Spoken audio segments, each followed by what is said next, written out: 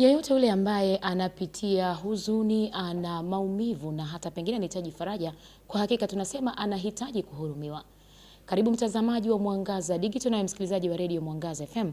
Kwa siku njema ya leo, tutakwenda kuzungumza na kujikita katika kufahamu zaidi kuhusu Dominika ya Huruma ya Mungu. Ni Dominika ya namna gani? Na katika mengi, hii Dominika inamfaidisha vipi ama inamnufaisha vipi muamini Mkatoliki? Kukualika kwa kipindi hiki maalum siku njema ya leo ni mimi Rose James Kipeleka. Karibu tuambatane sote. Nyuma ya kamera Nemes Victor Michael, na kwa siku ya leo tutakwenda kufahamu mengi kuhusu Dominika hii ya Huruma ya Mungu, tukiungana naye Shemasi Philip Mtwa wa Jimbo Kuu Katoliki Dodoma. Tumsifu Yesu Kristo. Milele amina. Hongera kwa utume na karibu sana studio za Mwangaza FM. Asante, nashukuru. Asante. Pengine kwa kuanza tumjuze mtazamaji wa Mwangaza Digital lakini pia msikilizaji, tunapozungumzia Dominika ya Huruma ya Mungu tunamaanisha nini hasa? Okay, asante. Tunapozungumza kuhusu Dominika ya Huruma ya Mungu, kwanza tutambue ni Dominika ya pili ya Pasaka, ambapo kwa namna ya pekee tunalikwa kutafakari juu ya huruma kuu ya Mungu. Lakini msingi wake hasa ni kutoka mafunuo aliyoyapata Mtakatifu Faustina wa Koloska, ambapo yeye alipata ufunuo juu ya kuitangaza huruma ya Mungu. Na hivi basi tunaposema kwamba Dominika ya Huruma ya Mungu, kwa kweli ni mwaliko wa pekee wa kuweza kuitafakari huruma ya Mungu katika hiyo siku. Sawa, tumekwisha sikia mara kadhaa Dominika hii pia inaitwa Dominika Nyeupe. Sahihi. Pengine ni kwa nini Dominika Nyeupe, lakini pia kiliturujia pengine siku hiyo kama ni mwadhimishaji anavaa vazi la rangi nyeupe, au ndio sababu hiyo ya msingi ya kuita Dominika Nyeupe? Okay. Dominika hiyo inaitwa pia Dominika Nyeupe, si kama jina mbadala wa Dominika ya Huruma ya Mungu. Isipokuwa katika historia ya kanisa hapo mwanzoni kabisa ilikuwa kwamba usiku au Jumamosi ya Vigilia ya Pasaka, na ndivyo ambavyo ni desturi hata kwa sasa, kwamba katika mkesha wa Pasaka ile Jumamosi basi huwa kuna ubatizo wa katekumeni. Na katika ubatizo basi kuna katika ile madhehebu ya ubatizo kuna wakati ambapo yule mbatizwa anavalishwa kitambaa cheupe, ambayo ni ishara ya usafi au kuonesha kwamba amekuwa kiumbe kipya na amezaliwa upya ndani ya kanisa.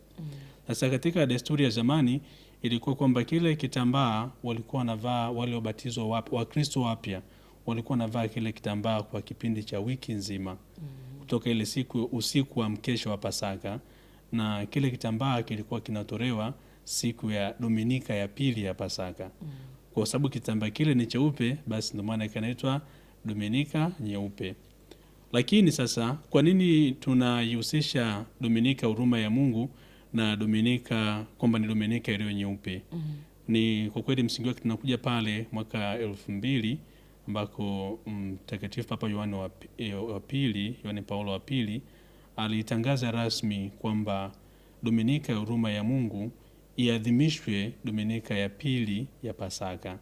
Kwa hiyo katika muktadha huo basi ndio tunakutana na Dominika Nyeupe, ambayo katika historia ya kanisa ilikuwa kwa muda mrefu tayari. Ndio kwa hiyo ndio maana tunazungumzia vitu viwili, kwamba Dominika ya Huruma ya Mungu au Dominika Nyeupe. Lakini pia yapo sababu zingine ambazo zinatolewa, ni kwamba ukitazama ile picha ya huruma ya Mungu kuna miali miwili pale mikubwa. Ndio. Kuna mwali mwekundu ambao unaonesha damu ya Kristo, lakini vile vile mwali mweupe ambao unawakilisha maji. Na tutakumbuka katika kipindi cha Pasaka tulikuwa tukitafakari, mmoja ya tafakari ni ile kwamba baada ya Bwana wetu Yesu Kristo kuchomwa mkuki katika ubavu vilitoka maji na damu, ambavyo hivyo vinaashiria huruma ya Mungu, manake ni sadaka ambayo Kristo alitoa kwa ajili yetu sisi wanadamu. Kwa baadhi wanaweza ukatazama kwamba Dominika hii huitwa Dominika Nyeupe kwa sababu ya ule mwali ambao umetoka katika ubavu wa Kristo, lakini msingi hasa ni hilo ambalo nimeeleza katika historia kwamba ni na kitambaa ambacho wabatizo wapya walikuwa wakivalishwa na kilikuwa kinatolewa katika Dominika ya pili. Kwa hiyo ni kuonesha kwamba sasa hawa ni Wakristo wapya, wamezaliwa maisha mapya na mambo ya zamani wameachana nayo. Kwa hiyo tunafahamu nyeupe inaashiria usafi.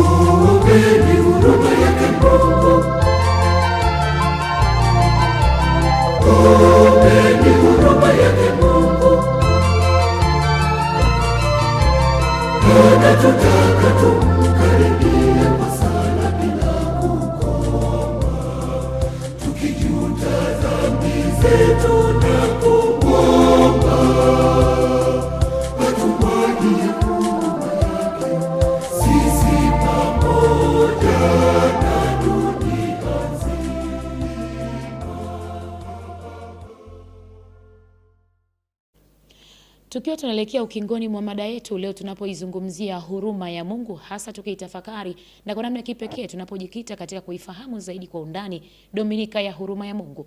Nikukaribishe tena mtazamaji wa Mwangaza Digital na wewe msikilizaji wa Radio Mwangaza FM. Nikukumbushe kwa siku ya leo tunapoizungumzia Dominika ya huruma ya Mungu, tuko na Shemasi Philip Mtwa wa Jimbo Kuu Katoliki Dodoma. Nyuma ya kamera ni Ms. Victor Michael na mtangazaji wako Rose James Kipeleka. Na tamani kwa wakati huu tufanye hitimisho kwa kile ambacho tunakizungumza, lakini baadaye tutaendelea kwa vitu vinginevyo. Tunapoendelea zaidi kuzungumza kuhusu masuala mazima ya Dominika hii ya huruma ya Mungu, lakini zaidi ni kwa namna gani tunaweza kuiadhimisha. Nikukaribishe baba ufanye hitimisho hasa katika kuizungumzia Dominika hii ya huruma ya Mungu. Karibu. Asante. Basi nihitimishe mazungumzo haya ambapo tumekuwa tukizungumzia kuhusu Dominika ya huruma ya Mungu katika kuendelea kuhimiza Wakristo wote na wanadamu wote, kwa sababu swala la huruma si jambo la Wakristo tu, lakini wanadamu wote, kwa sababu kama ambavyo tuliona umuhimu wa kuoneana huruma, au moja ya tunda la huruma ni msamaha katika mahusiano ya wanadamu popote pale, iwe atangazia familia, jamii, hata taifa pia na ulimwengu kwa ujumla. Bado msamaha imebaki kuwa nyenzo muhimu ya kuweza kuleta upatanisho baina ya watu. Kwa basi ni mwaliko kwa watu wote, si Wakristo tu, lakini kwa wanadamu wote ni warike kwamba tuendelee kuishi hii zawadi ambayo Mwenyezi Mungu ametupatia, zawadi ya huruma, kwa kuoneana sisi huruma, lakini zaidi kwa kupeana nafasi za msamaha kupitia mazungumzo. Na kwa kuhitimisha pia, mwisho si kwa umuhimu kwa Wakristo, Dominika hii tunahitimisha au tunaiadhimisha kwa namna pekee. Tunaalikwa kuwa na ile picha ya Yesu ambayo inaitwa picha ya huruma ya Mungu. Kama ambavyo nilisema mwanzoni, kuna miali miwili mikubwa katika ile picha, mwali mwekundu na mwali mweupe ambao unaashiria maji, na mwali mwekundu ambao unaashiria damu ambavyo vilitoka ubavuni mwa Bwana wetu Yesu Kristo baada ya kuchomwa mkuki.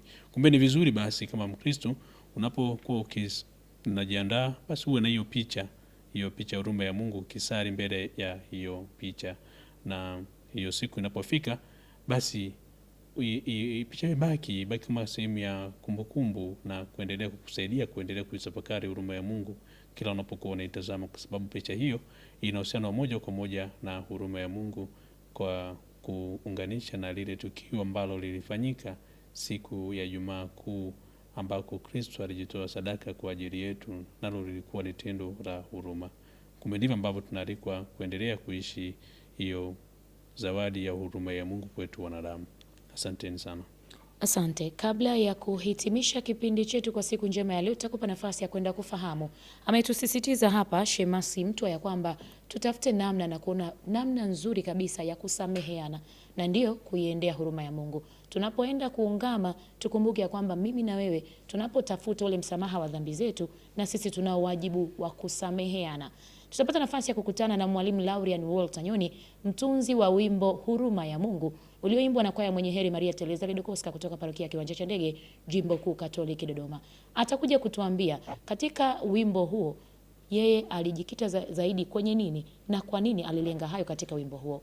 Kama ni mafunuo ya Roho Mtakatifu yalimuongoza, atatuambia. Karibu ambatane nasi, bado tuna mengi kwa siku ya leo. Nikushukuru sana Baba Shemasi Mtwa kwa nafasi ya upendeleo ambao umetupa kuungana nasi kupitia Mwangaza Digital, lakini pia Radio Mwangaza FM, zaidi kutufahamisha kuhusiana na Dominika hii ya huruma ya Mungu.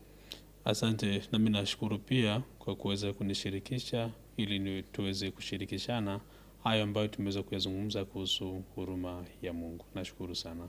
Asante na karibu tena wakati mwingine. Asante. Na tunatumai ya kwamba tukikuomba wakati mwingine na ikimpendeza Mungu, basi tutaendelea kushirikishana tena la upendo kwa vipindi mbalimbali.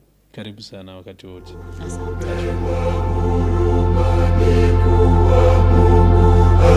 Anatupenda sote bila kujali uzito wa dhambi zetu, anatutaka tutambue kuwa huruma yake ni nyingi kuliko dhambi zetu.